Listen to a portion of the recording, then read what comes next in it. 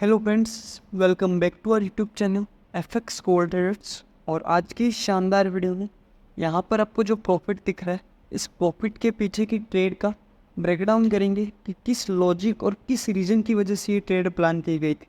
और इस ट्रेड का जो रीज़न है वो अगर देख सके तो शॉर्ट रीज़न बता देता हूँ, एक्सप्लेन कर देता हूँ कि जो ट्रेड ली गई थी वो ट्रिपल बॉटम के बेस पर ली गई थी, लेकिन ट्रिपल बॉटम भी वैसा जो एक्स्ट्रा कन्फर्मेशन के साथ ली गई ताकि अपनी जो ट्रेड प्लान की है वो मार्केट अपने टारगेट तक जा सके। अगर आप उन एक्स्ट्रा कन्फर्मेशन को जानना चाहते हैं तो वीडियो को एंड तक देखना है। तो शुरू करते हैं आज का वीडियो।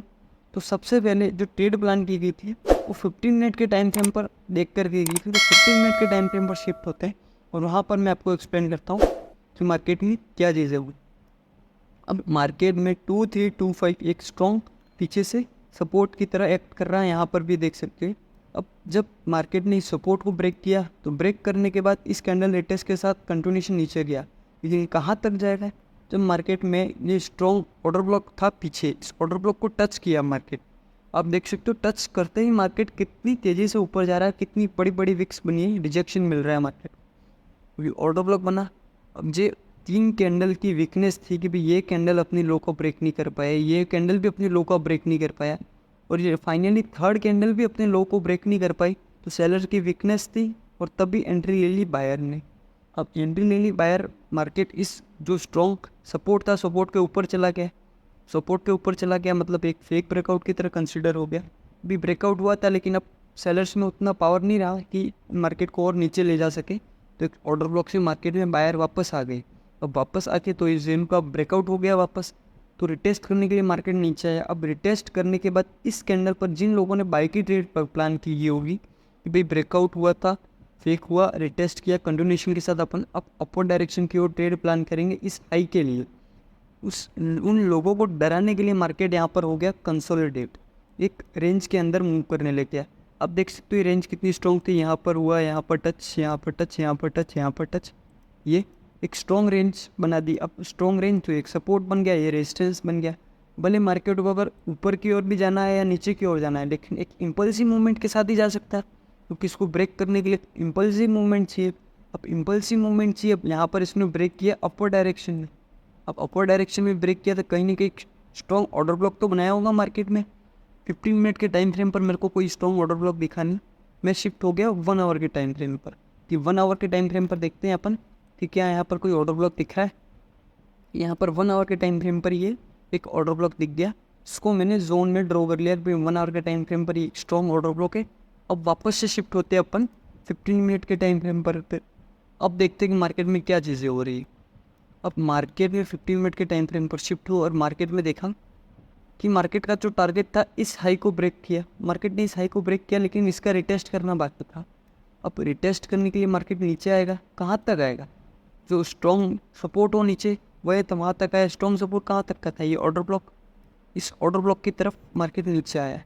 फिर अपन लोअर टाइम फ्रेम पर शिफ्ट हो जाते हैं ताकि और भी एक्स्ट्रा कन्फर्मेशन मिल जाएगी। जब इसको ऑर्डर ब्लॉक को टच करने से मार्केट में जो रिजेक्शन मिली, इस रिजेक्शन के साथ ही मैं 5 मिनट के टाइम फ्रेम पर शिफ्ट हो गया कि अब यहाँ पर मेरी एंट्री प्लान बन सकती है, क्योंकि मार्केट मेरे जो कंडीशंस हैं उनको फुलफिल कर रहा है।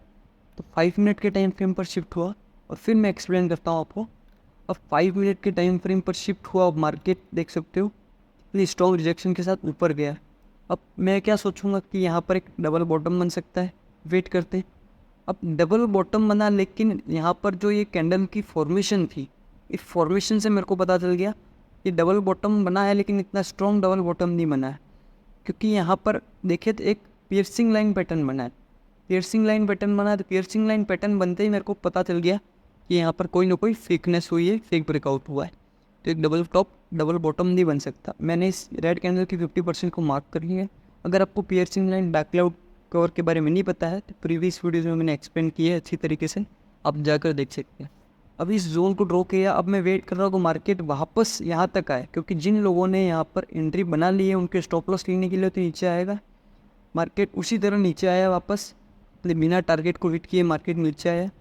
और मैंने यहाँ पर जब इस पियर्सिंग लाइन को टच करके मार्केट वापस ऊपर की क्लोजिंग दी, फिर जो ये ग्रीन कैंडल है यहाँ तक आई, वापस से एंट्री कंफर्मेशन मिली कि बायर्स की पावर दिख रही है, बायर्स स्ट्रॉन्ग है, बायर्स का प्रेशर दिखा।